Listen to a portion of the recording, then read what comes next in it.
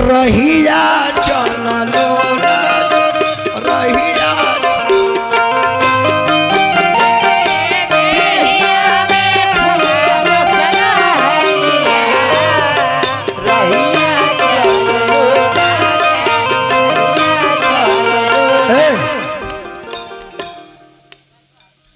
एगो मैं तकिया झुका दा आई हमारा चेला अनिल बाबू बहुत बहुत पुरस्कार बबुआ के शुभकामना बा तो हो बाड़ी हम हो बानी दिया में फुकल सलहरिया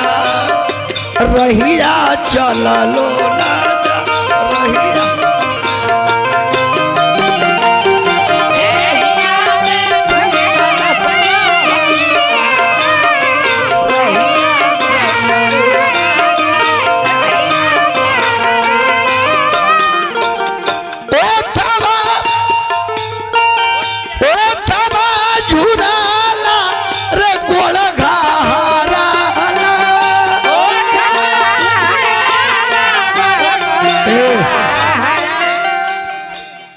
पूरन चौधरी जी ठेकेदार गोसाई माझा गणेश भगवान से निवेदन करो जे भी गोसाई माझा से आइल बा सब करा का प्रणाम देह पियाराला रे गोला घाहा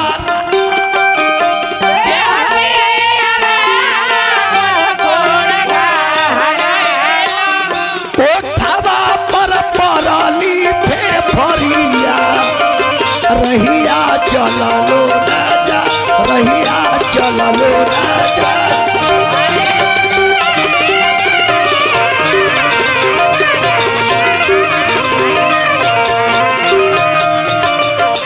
के जितेंद्र बाबू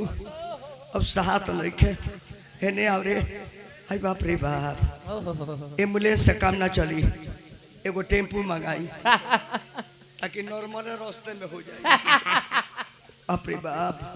आई माई रे माई आई बाबा री बात मासर कहतारी के बोलमुआ अब हमार मन दुखेगा होता कि हमार मन कर हो कि हमार मन करे खाए के खटाई पिया भावना मिठाई पिया हो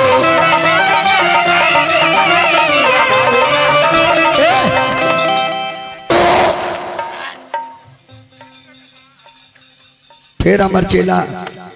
अनिल जादू दंते हूँ कर रियाज कैले रहबू तो रास्ता खुल रही कि हमार मन करे खाए के खटाई पिया भावे ना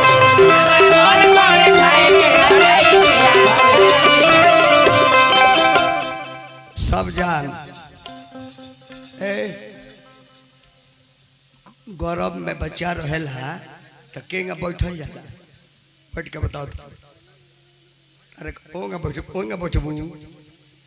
ओंगा बैठबू तो देही अच्छी तरह जाएगी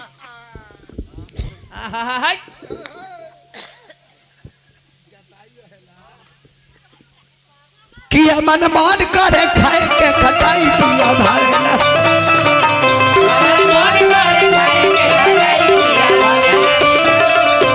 दाल रहरी परावता हो काई पिया भाई ना मिठाई पिया हो दाल रहरी परावता हो काई पिया भाई ना मिठाई पिया हो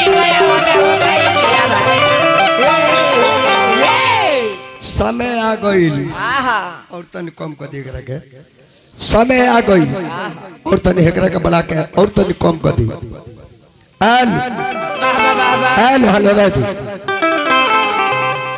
घर में से निकाले ली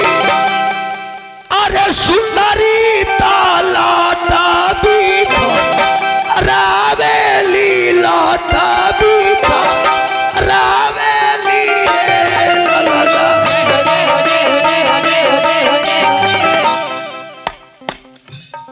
राजा जी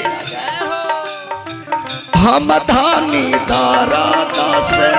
व्याकुला धागारी को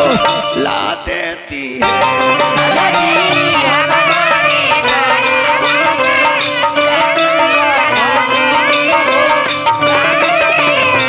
सैया हम धानी दारा दास व्याकुला धागारी को ला देती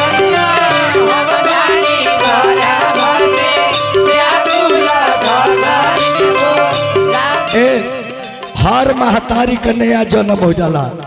हमनियो कमाई इतना दरस वाले बिया रउआ मताई हमरा लगे रउआ चलते भोगत नहीं है दादा एही रे समैया पिया के पैती झूल पिया धई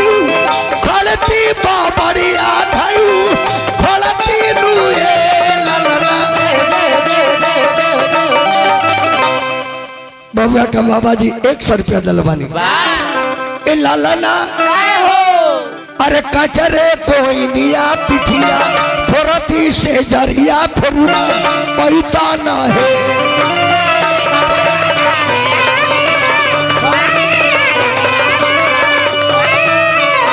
लालना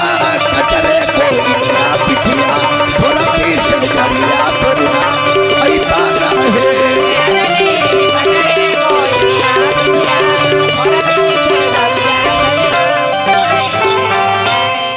अंतिम समय आ गई 9वां के बाद 10वां के पहरा आ गई सुत जा मुंह बैठौले रहियो हौ हो करवट फेर तारी के कर हम देखी एगो एने छीतर रे बिया एगो एने 3 गो बारी से हो हाय ठीक बिया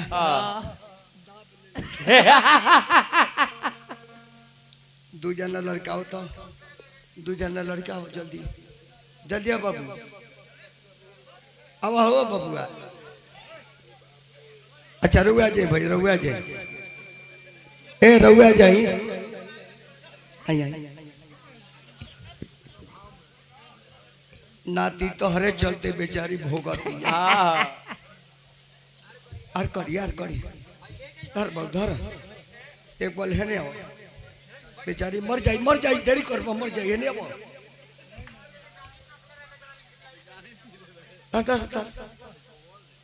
बाप रे बाप